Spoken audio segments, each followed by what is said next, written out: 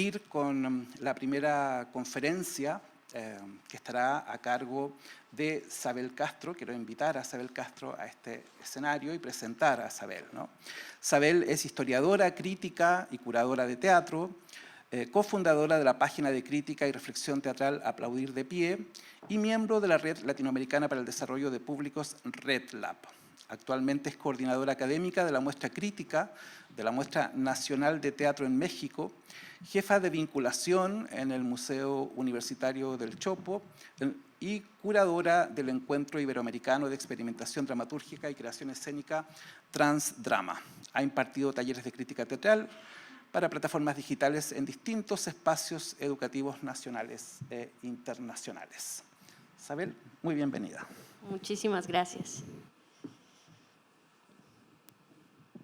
Bueno, pues inicio con mi conferencia, que Javier me encargó hablar de las rupturas y las continuidades en torno a la crítica teatral y la conformación de comunidades. Algunas veces, cuando pienso en la crítica teatral, me dan ganas de llorar. Desde hace tiempo se la mira cansada, débil y confundida. Pareciera que ha perdido la batalla contra un sistema que la quería dócil y contra un medio que le exigió ser simpática y obediente. Sacrificó su capacidad analítica a cambio de un amor endeble y condicionado, por parte de quienes supieron aprovecharse de ella para recibir premios y halagos. A cambio, le hicieron creer que era necesaria y querida. En su empeño por sobrevivir, optó por ser útil al teatro, dejando de ser fiel a sí misma. El malestar que ha padecido la crítica teatral durante las últimas décadas ha evidenciado el pacto de fingimiento que sostiene al oficio. El medio aparenta que le importa para que ella se esfuerce en reconocer las virtudes de las obras y en persuadir al público de ir al teatro. La gente del medio es consciente de que la crítica ha perdido poder de convocatoria. Aún así, prefieren tenerla como aliada. No vaya a ser que ponga en duda las buenas intenciones de los montajes, puesto que el teatro se justifica como un entretenimiento edificante. ¿Cómo llegamos a esto? Quizás el temor a desvanecerse es lo que obliga al teatro a velar por su propia subsistencia, forzando a la crítica, a la que le aplaude más de lo que la apoya, a interceder a su favor. Hace 13 años en esta misma ciudad se discutía con cierta preocupación sobre su estado. Sus practicantes intuían que estaba a punto de atravesar por un nuevo punto de inflexión y querían asegurarse de que lo hiciera sin arriesgar lo poco que le quedaba. Para ello, había que revisar su relación con el teatro, con la academia y con los públicos. Debían indagar cuál de esos vínculos era necesario fortalecer para resistir los embates que se aproximaban. Con este propósito, se replantearon las preguntas habituales. ¿Qué es la crítica? ¿Cuál es su función? ¿Cuáles son sus límites y alcances? ¿Quién la ejerce? ¿Cómo lo hace? ¿Por qué? ¿Para qué? ¿Y para quiénes? Las respuestas procedían del repertorio de definiciones acumulado a lo largo de los siglos, con lo cual, como tantas otras veces, la crítica fue defendida como una actitud vital, como una herramienta, como una vía de conocimiento, como una práctica intelectual y como un ejercicio político. Sobre su función se dijo que estaba al servicio del público, del teatro y del pensamiento, y que sus tareas incluían describir, registrar, interpretar, analizar, acompañar, valorar, calificar y promover los hechos escénicos. Entre las causas de su malestar se incluían el exceso de subjetividad en los textos, la falta de programas de formación, la pérdida de espacios en los medios de comunicación, el predominio del periodismo cultural sobre la academia, la proliferación de proyectos independientes y la desvinculación de la crítica con la audiencia. De acuerdo con los y las especialistas, su mejoría dependía, en alguna medida, del restablecimiento de los requisitos fundamentales para quienes quisieran ejercerla. Una preparación multidisciplinaria, una mirada aguda, elocuencia, buen juicio, capacidad para tomar distancia de su propio gusto y, sobre todo, ética y honestidad.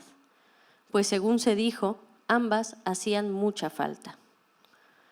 Las preocupaciones de aquel momento coincidieron con las que Federico Irarrázaval expuso en el libro Por una crítica deseante. A su vez, este texto profundizó algunas de las discusiones planteadas en el Seminario de Crítica Teatral organizado por la Escuela de Periodismo de la Universidad de Chile. La insistencia en las mismas cuestiones desde 1970 hasta el 2010 advierte que el malestar de la crítica se ha convertido en una enfermedad crónica que atendemos cada tanto, cada vez que suponemos que entra en una nueva crisis. Y hoy estamos aquí dispuestas a someterla a un nuevo examen. Para honrar el esfuerzo que ha hecho la crítica para llegar hasta nuestros días, intentaré no repetir lo que se dijo en esas instancias anteriores, aun cuando reconozco que es sumamente difícil lograrlo, pues si bien sé que su estado es todavía más delicado que en esos episodios, la problemática sigue siendo fundamentalmente la misma. Prefiero pensar que está enferma, aunque tal vez sería más preciso decir que está a punto de morir. Para comprobar que lo que digo es justo y que no se trata de una exageración, basta con observar su deterioro. Hoy en día, los periódicos la desprecian, la academia la demerita y el público la subestima. Esto es así porque, si bien consiguió ser útil, no supo hacerse especial. Hay que aceptarlo. La crítica teatral, tal y como la conocemos, es fácilmente sustituible. Las historiadoras pueden encargarse de analizar las obras en función de los contextos y a las corrientes artísticas con mayor rigor. Las filósofas de encontrar las preguntas existenciales con mayor profundidad.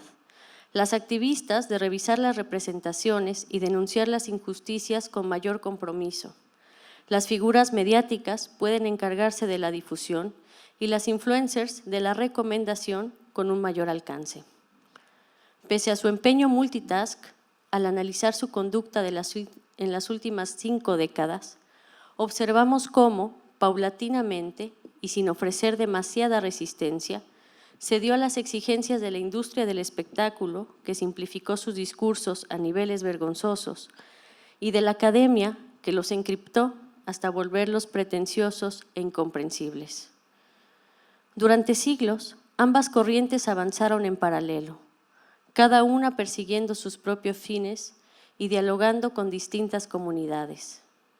Los practicantes de una y otra se despreciaban mutuamente y se acusaban de dañar a la crítica. Con un ánimo conciliador, surgió una tercera opción que ha intentado complacer las exigencias de ambos campos.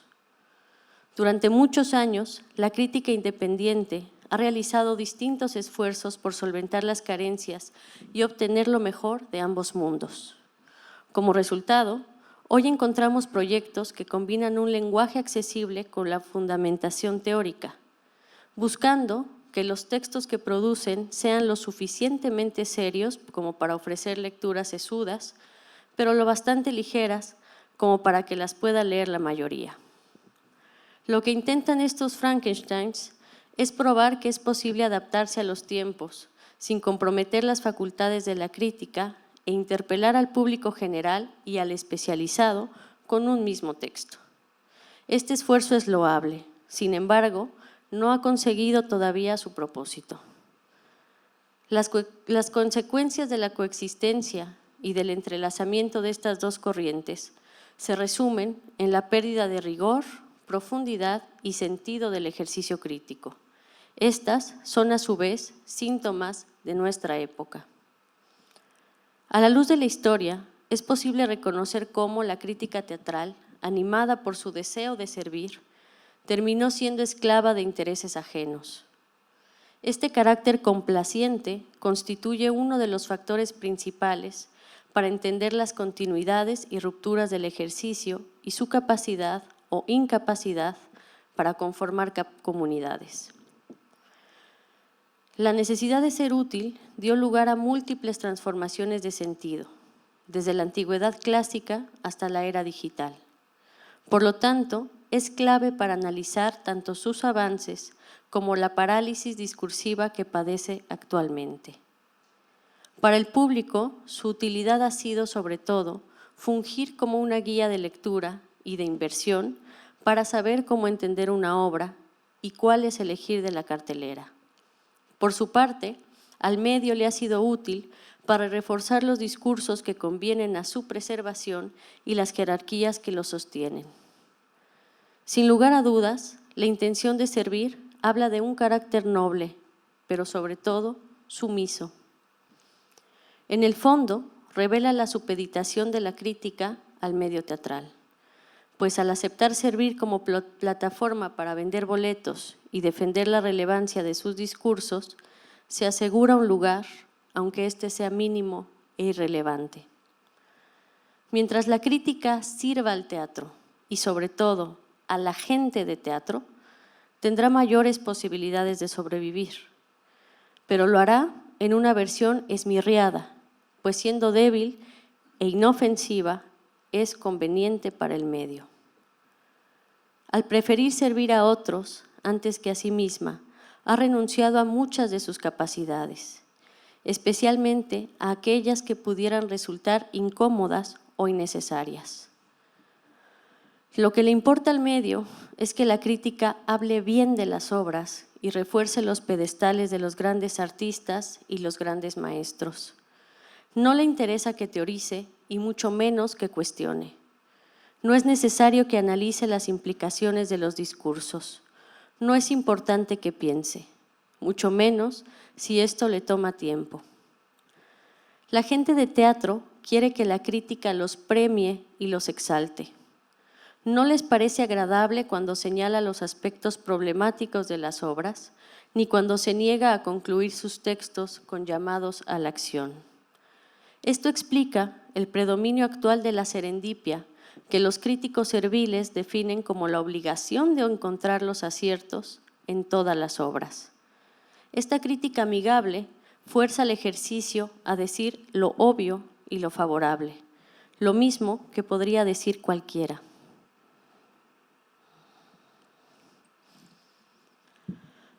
Paradójicamente, el deseo de servir al medio la volvió inútil. Al percatarse de ello, disfrazó su desesperación por cumplir con las tareas que le fueron impuestas y su carácter profundamente sumiso con una apariencia autoritaria. Así surgieron figuras que personificaban a la crítica sentenciosa, una crítica concentrada en juzgar a partir de su gusto, respaldado en su comprensión de unos parámetros y cánones del arte supuestamente inflexibles.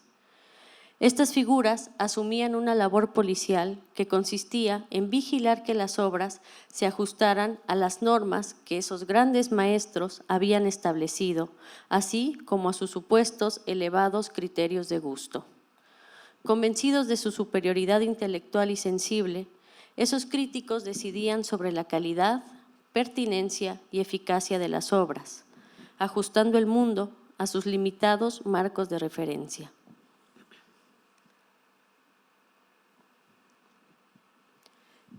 En sus delirios de grandeza, pretendían que sus veredictos influyeran en la opinión del público y soñaban con tener el poder de eliminar una obra de la cartelera. También soñaban con menoscabar la confianza y los ánimos experimentales de creadores y creadoras. De acuerdo con estas figuras, alguien debía decirles a las y los artistas cómo hacer las cosas, y para ello necesitaban de una mano dura y de una lengua venenosa. La popularidad de estos críticos fue tal que han quedado inmortalizados en las ficciones, pues éstas han retratado, sin extremar ningún aspecto, el carácter mordaz y despectivo de la crítica autoritaria. No quiero pasar por alto que la autoridad que ha ejercido la crítica tradicionalmente es un efecto de una forma específica de dominación que ha permitido que los varones se adjudiquen con demasiada facilidad la labor de decidir sobre el trabajo de otros. En un mundo construido por y para ellos, es natural que sientan que tienen el derecho de tener la última palabra sobre cualquier tema y que la gente no les pida credenciales para sopesar la certeza de sus sentencias. Tanto la academia como el periodismo encumbraron a este tipo de figuras, porque al generar polémicas vulgares, generaban ganancias y convocaban adeptos. Incluso obtenían una impresión de credibilidad, pues usualmente se confunde el descaro con la honestidad. Quienes se opusieron a este tipo de crítica fueron acusados de débiles y de faltos de humildad por reconocer sus errores. Por su parte, el público, que no coincidía con el gusto de los críticos de antaño, fue tildado como ignorante. Orgullosos del daño que pudieran ocasionar, los críticos autoritarios disfrutaban de la sensación de ser temidos. El medio se acostumbró tanto a esta actitud que, aunque decía aborrecerlos, no podía evitar sentir hacia ellos una extraña admiración, porque solo ellos se atrevían a decir lo que muchos pensaban. En realidad, solo a ellos se los permitían, porque les urgía saberse vistos por alguien medianamente reconocido. Entretanto, otro tipo de figuras más próximas al rigor, al estudio y a la generosidad observaban y escribían sobre el teatro con la intención genuina de comprenderlo y documentarlo, tratando de organizar las miradas hacia lo que consideraban valioso, explicando con amabilidad las razones de sus valoraciones. Estos críticos también fueron apreciados en su momento por el público y por la comunidad artística, llegando a gozar de prestigio y de popularidad. Sin embargo, el dominio de la crítica autoritaria sobre esta crítica pensante es una de las causas probables del deterioro de la práctica. El deseo mal encaminado de servir al teatro fue retribuido con la necesidad de atención de la gente del gremio, que ante la falta de interés de los medios masivos, depositaron sus esperanzas en este oficio esmirriado.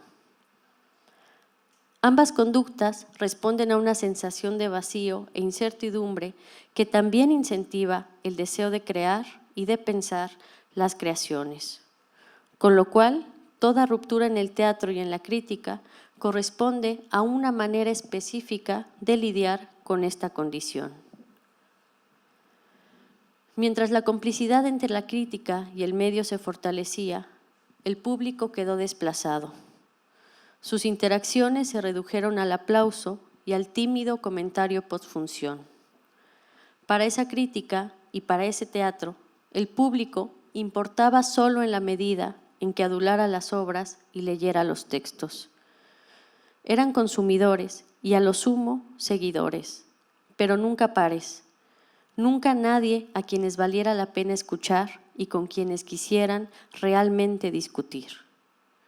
Por esta razón, en las últimas décadas, el público ha preferido confiar en la opinión de sus pares, quienes no lo ignoran ni lo invalidan. La idea de una crítica dialógica era impensable para el tipo de vínculo que habían forjado y para los fines que cada cual perseguía.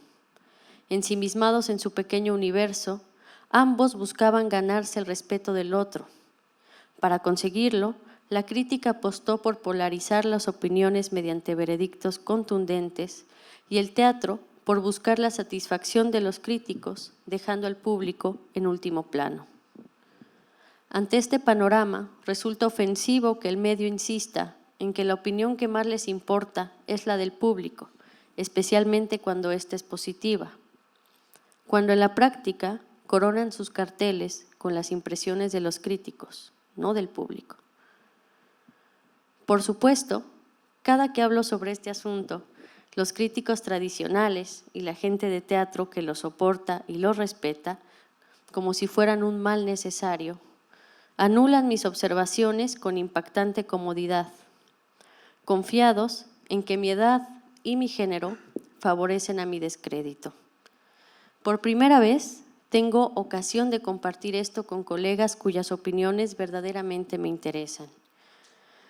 Me fío en su agudeza y en el hecho de que su hipotético, pero nunca improbable rechazo estará sustentado por otros factores y que todo será susceptible a debate. Retomando la reflexión sobre el malestar de la crítica, quiero subrayar lo que ha sucedido en los últimos años. Desde el 2010 se han eliminado las pocas tribunas que quedaban en los medios. El mensaje era claro. La opinión de los críticos teatrales ya no importaba. Ante el desamparo, la crítica se refugió en las plataformas digitales. Sin embargo, siguió actuando de la forma en que estaba acostumbrada, intentando hacer lo mismo de siempre desde otro lugar. Al poco tiempo de instalarse en la virtualidad, llegó la pandemia, y esta trajo consigo muchas desgracias. Golpeó duramente al teatro y a su crítica, amenazando con su destrucción definitiva. Esto puso a temblar al sector cultural, pues sugería que frente a la desolación, ninguna ofrecía un buen tipo de consuelo. En un primer momento, ninguna parecía capaz de distraer siquiera la atención de la gente ni de brindar herramientas para abordar la realidad. Esto puso en tela de juicio el discurso social de ambos ejercicios. Finalmente, todo el mundo había descubierto su poca utilidad y sus severas limitaciones. Entonces, ambas tendrían que encontrar una manera de subsistir, incluso si esto significara dejar atrás los modelos consolidados hasta entonces. Por primera vez, asumieron conscientemente su inevitable transformación. Ya no podían ni debían sujetarse a los paradigmas de otras épocas. En consecuencia, el teatro ha tenido que confrontar el concepto de presencialidad y los modos de participación que habilita. Por su parte, la crítica se ha visto obligada a replantear la noción de servicio que justifica su comportamiento. Quizás la pandemia finalmente anunció la muerte de la crítica teatral tal y como la conocíamos. Y en esta semana celebraremos sus funerales. Además de aniquilar a la crítica autoritaria, la pandemia arrasó con los bastiones de la crítica pensante. ¿Qué haremos ahora? Aún es muy pronto para saber si lo que seguirá partirá del reconocimiento de los errores del pasado y se ocupará de corregirlos, llevando a la crítica hacia otros lugares. Personalmente, quisiera que cuestionara sus fundamentos y que en adelante se comprometiera con sus propios intereses, aun cuando esto la distancie del medio, no porque les inspire temor, sino porque entienda que no está al servicio del teatro, sino del ejercicio crítico mismo, y que se atreva a hacer por fin lo que le prohibieron sus viejos amos, desafiante, desestabilizadora, propositiva y auténtica. Que rechace el deseo de complacer a las y los artistas y que en lugar de eso dialogue con los públicos, aceptando el valor de sus saberes y experiencias. Una crítica que no pretenda concluir ningún asunto con un simple veredicto. Una crítica que incluya varias voces y que cuestione constantemente la autoridad que la soporta y los discursos que promueve. Una crítica impulsada por distintos enfoques. Quizás me dan ganas de llorar porque sé que hemos llegado al final de un ciclo y no sabemos lo que vendrá. Como parte de nuestras costumbres macabras, nos hemos reunido para retratarnos junto a la difunda. Que descanse en paz.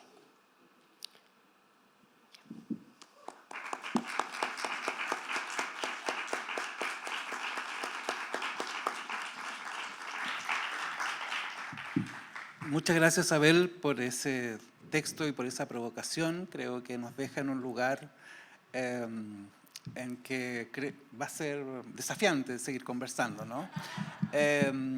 Pero me gustaría aprovechar estos minutos para la conversación, quizá si ustedes quieren intervenir, pero antes me gustaría que te refirieras al contexto desde el cual has escrito este texto, ¿no? Creo que es interesante situar justamente los discursos. Has hecho un entretejido, ¿verdad?, entre la historia, o tengo esa sensación entre la historia de la crítica, pero también desde el devenir de los últimos años. Quizá podrías comentarnos algo sobre cómo se sitúa la crítica en Ciudad de México, desde donde estás mirando precisamente esta práctica. Bueno, en primer lugar, cuando me encargaste este texto, lo primero que hice fue revisar lo que se había hecho en la instancia inmediatamente anterior. Y me decidí a no repetir nada de lo que se hubiera dicho ahí, y fue, por supuesto, difícil, no lo logré, porque estamos más o menos en la misma situación que hace 13 años. Sin embargo, al prestar atención a lo que sucede particularmente en México, ahí reconozco, digamos, para mí es más evidente quizá este pacto de fingimiento del que hablo. O sea, el poco interés que el medio tiene profundamente por la crítica, pero todos hacen como que sí les importa, como que sí la quieren, como que sí la incluyen y viceversa. Ahí quizá porque es el medio en el que habito o me relaciono, aunque guardo mucha distancia, igual me es posible reconocer estas cosas, veo cómo hay un rechazo y hay un desprecio mutuo que sin embargo está muy disfrazado porque no saben qué hacer con ella y siguen sintiendo como que la necesitan. En el texto hablas de la crítica, bueno, autoritaria, amigable, pensante. ¿Todas tienen el mismo nivel hoy día de legitimidad? ¿Hay mayor crisis de alguna de ellas? Yo espero que la que esté en peligro de extinción sea la crítica autoritaria.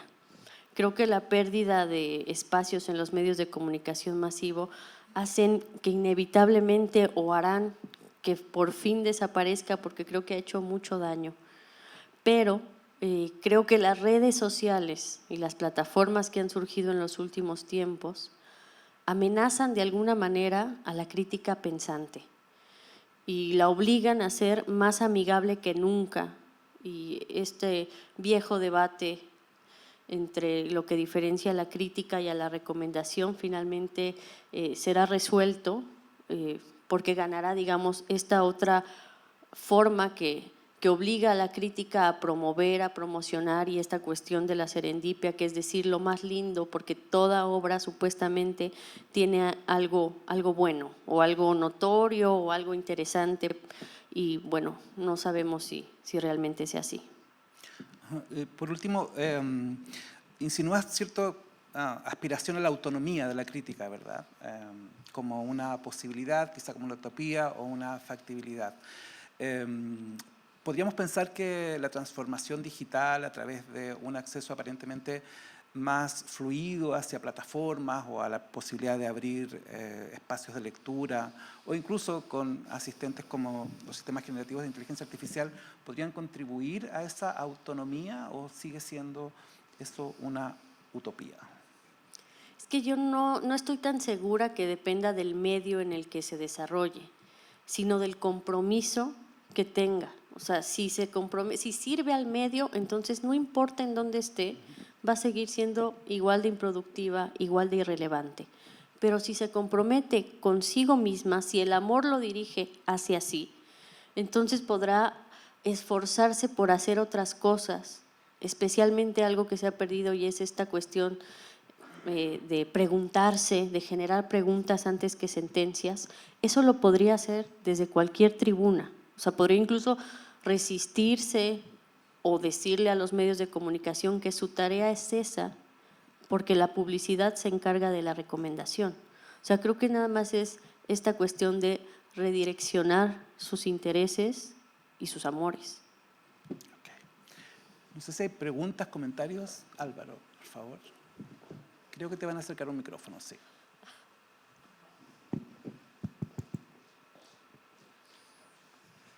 Hola, yo simplemente tengo interés por saber esta imagen, ¿qué representa? ¿Por qué está ahí? ¿Qué es?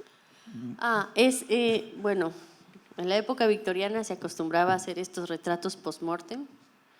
La chica que aparece ahí está muerta, Pero esta en específico, digamos, la costumbre llegó como todo muy tarde a México, en la posrevolución. Entonces este es un fotógrafo de Guanajuato, México, que recuperaron después de una guerra, después de un conflicto bélico, esta costumbre macabra, por eso la refiero, porque exactamente, y creo que habla de lo que, bueno, ilustra muy bien lo que quería decir, que la crítica está muerta, pero todavía no es tan fácil darse cuenta, porque la mujer está ahí haciendo, o sea, y la ponen y posan, y el otro tipo la llevó y está posando con ella, que es un poco quizá lo que estemos haciendo ahora. Ok, ¿algún otro comentario? Pregunta Natalia. Me encantó el texto, gracias Abel, me hizo pensar, anoté muchas cosas. Y me preguntaba, digo, en teoría yo también brego por una crítica deseante, como diría Federica Zaval, no servil, etcétera, etcétera. La verdad es que yo no quiero ser la mártir que muera por esa causa. O sea, me encanta en teoría, después me cuesta llevarlo un poco me cuesta llevarlo a la práctica. Cada vez más me doy cuenta de que con los años fui, digamos, cuando una obra no me interesaba, no me gustaba, me peleaba con la obra, fui decidiendo no escribir más y escribir sobre las cosas que me interesaban y demás. Hago esa autocrítica, hago ese mea culpa y lo pongo sobre la mesa como, ¿qué hacemos con eso? Digamos, ¿quién se inmola por esa causa? Porque la crítica siga viva. No sé, pregunta. Buenísima. Tal vez y no muy tengas difícil, una respuesta. muy difícil, no, seguramente que no la tengo, pero no creo que tengamos que convertir a nadie en mártir, ni de sacrificarnos por la causa. Creo que en el fondo depende de qué tan utilizadas nos sintamos y qué tan cómodas estemos con esa sensación. A mí no me gusta sentir que alguien usa a la crítica, fingiéndole un amor que no le tiene. Pero habrá otra gente que esté a gusto con eso o que no le importe tanto. Pero es que yo me lo tomo muy personal, porque digamos, sí hay una cuestión ahí, no sé, mucha proyección quizá. Sí, muchas gracias por tu texto, por tu aporte. Por supuesto que dejas pensando. Y el tema este de decretar el funeral, la defunción y eso, es una idea interesante. Sin embargo, pienso que en todo momento se ha decretado tan frecuentemente no solo la muerte de la crítica, sino la muerte del teatro, que es un poco al revés la postura que yo trato de instalar como punto de partida de una reflexión. Me da la impresión de que esta sensación de desazón que permea todo tu texto también tiene que ver con una cultura muy específica, que es la cultura en la que tú vives, ¿cierto? Que es una cultura donde evidentemente creo, por lo que he visto, me ha tocado ver allí, hay una especie de pacto silencioso entre lo que se muestra y lo que no se muestra, entre lo que se dice y lo que se piensa, etcétera. Por la razón esa, supongo que tú concluyes esto de que se confunde el descaro con la honestidad y ese tipo de cosas, ¿no? Por otro lado, lo que detecto es que lo que tú generas en tu texto como pregunta y como sensación de malestar es más bien una crítica cultural que tan circunscrita a una crítica teatral. Y en ese sentido la celebro porque nos dejas con preguntas. Ahora, en esto de generalizar, yo por supuesto discrepo, ¿no? Porque pienso que habría que empezar advirtiendo desde dónde se habla, desde qué contexto se dice lo que se está diciendo. Solo así, pienso, podemos generar un debate, solo así podemos generar un diálogo, porque personalmente las generalizaciones me complican desde siempre y creo que eso no es tema circunscrito a una mirada generacional o genérica ni nada, sino un poco tiene que ver con dejar muy claro desde dónde se dice lo que se afirma para, insisto, poder conversar. Sin embargo, te felicito porque nos dejas pensando. Yo no quiero celebrar ningún funeral, yo no quiero ser considerada ninguna mártir. Al revés, creo que desde el ejercicio crítico hay que definir la militancia, ¿sí? Desde dónde se sitúa esa militancia, desde dónde está circunscrita o sostenida una mirada particular. Y en ese sentido, pienso también y reitero que hay continuidades que son rescatables, no solo susceptibles de ser asesinadas. Hay continuidades que no tienen que ver con esa crítica autoritaria, que son las que por lo menos a mí me interesa honrar. Muchas gracias. Por supuesto, haré todas las notas al pie que sean necesarias para contextualizar, pero bueno, sí confieso que mi texto tenía una intención dramática y bueno, la generalización sirve un poco mejor. A propósito de esas continuidades que menciona Soledad, quizás podrías mencionar, ¿no? Las investigaciones que se están haciendo o el trabajo que se está haciendo al margen de la crítica autoritaria, cómo lo están enfocando con algunos colectivos, algunos talleres que están desarrollando. O sea, lo que queremos o lo que hemos visto que se puede continuar es esta posibilidad de la crítica como conformadora de comunidades pensantes, emancipadas, críticas. Una forma de reconocer la igualdad de las inteligencias de los públicos, que por supuesto viene de mucho tiempo atrás, que ha habido grandes figuras que han mantenido ese compromiso y ese interés. Y creo que hay muchos proyectos que están muy preocupados por recuperar esta relación. Por eso me parecía muy importante señalar que la complicidad quizá con el medio podríamos ponerla en pausa para finalmente comprometernos con esas comunidades a las que mencionábamos muy poco, por lo menos en la crítica mexicana. El público se menciona solamente para respaldar o para servir o para ilustrar un veredicto o una impresión de los críticos, como yo digo que esta obra es la mejor y el público dio cuenta de eso porque aplaudió de pie. Pero realmente hay un desconocimiento muy profundo de quién es ese público y si realmente esa reacción es genuina y muchas otras cuestiones. Pero hay muchos proyectos en México que están justamente redirigiendo la atención de la crítica a los públicos. Por eso, o sea, el funeral que yo sí me animaría a celebrar es solamente el de la crítica autoritaria, jamás de la crítica pensante. O sea, yo espero que renazca.